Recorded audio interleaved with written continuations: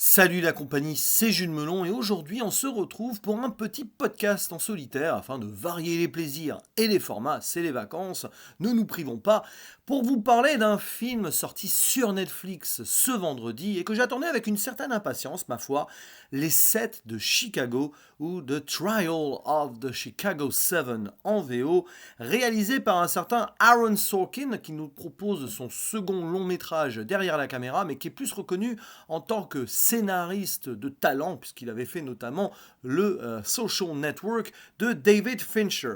Au casting, beaucoup d'acteurs, puisqu'il s'agit d'un film choral. Nous y retrouvons Sacha Baron Cohen, Eddie Redmayne, John Carroll Lynch, Joseph Gordon-Levitt, Michael Keaton, qui fait une petite apparition, Frank Langella, Mark Rylance, ou encore Yahya Abdul-Mateen, pour un biopic, un film politique, coup de poing, qui raconte l'histoire vraie donc des 7 de Chicago, d'où le titre, qui sont en fait 8, on va y revenir, qui se sont réunis en 1968 avant la Convention nationale démocrate afin d'organiser des manifestations sur le papier pacifiques afin de protester contre la guerre du Vietnam et contre la politique du président Lyndon Johnson.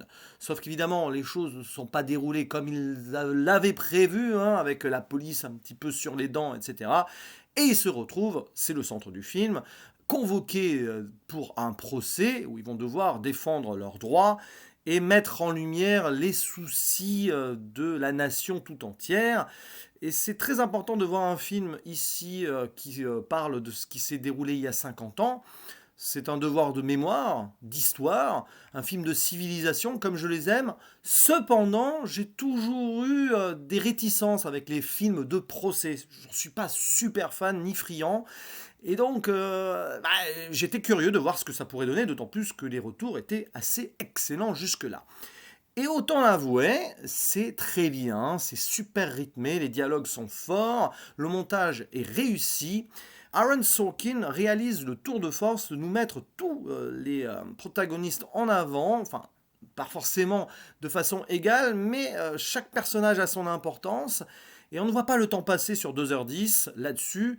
C'est un petit tour de force, parce que des films de procès comme ça, sur des faits réels, c'est assez casse-gueule à mes yeux, et ici ça le fait bien tout en portant un message, on va dire, encore actuel sur certaines choses. Et là, je vais revenir sur le fameux huitième homme, parce que les 7 de Chicago, à la base, étaient 8. Mais il y en a un, qui était donc un membre, le cofondateur d'ailleurs des Black Panthers, qui s'appelle Bobby Seale, un noir américain, donc, qui s'est retrouvé séparé des autres. Comme si la ségrégation était toujours là, forcément, à la fin des années 60, les problèmes n'étaient pas véritablement réglés. Et il y a ici un message qui est donc puissant par rapport à encore ce qui se passe de nos jours aux États-Unis.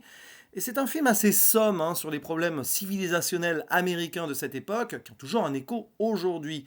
Et si vous aimez donc les métrages sur l'injustice, sur les erreurs du gouvernement, voilà, que certaines personnes pacifiques sur le papier mais qui doivent se défendre et donc forcément prendre des risques, essayent de mettre en avant, voilà quelque chose de passionnant, un brûlot, ouais, on va le dire, qui passe un message certain, oui, qui a un point de vue sur les choses, mais qui le fait de façon intelligente tout en ne jouant pas non plus ultimement sur le manichéisme total. C'est plus subtil qu'il n'y paraît, notamment sur le final. Et ouais, il y a des moments où on est là et on se pose certaines questions. Il y a des scènes fortes d'émotion aussi, notamment lorsque le Black Panther Bobby Seale est bâillonné littéralement par le juge puisqu'il a osé dire certaines choses qui n'ont pas plu et qu'en plus il n'a pas droit à un avocat, ce qui prouve quand même que la discrimination raciale était toujours très présente aux États-Unis à l'époque, y compris dans le système judiciaire et qu'il n'avait pas forcément les mêmes chances que les autres. Donc il y a ceci, mais aussi la fin. Alors la fin, je ne vais pas spoiler le grand final qui est mais déchirant d'émotion lorsqu'un des personnages prend la parole avant la sentence du juge. Et bah ouais, il y a quelque chose qui fait mouche, les gens se lèvent dans l'assistance et on est là derrière l'écran avec la larme à l'œil. Il y a des frissons, il y a une vibration qui se fait à ce moment-là.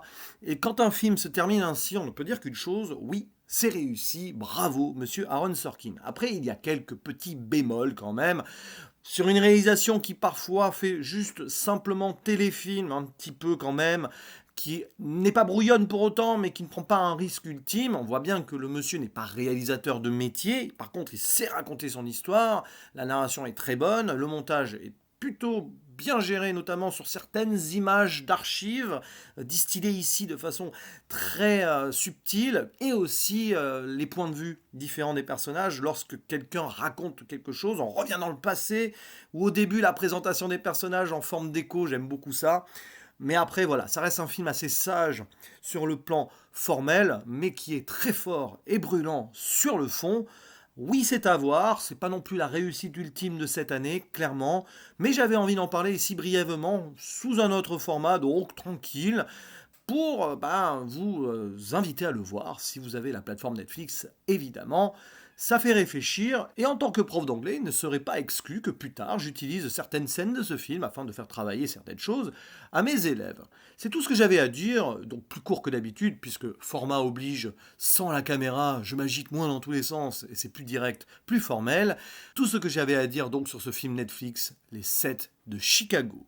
Je vous dis à la prochaine. Ciao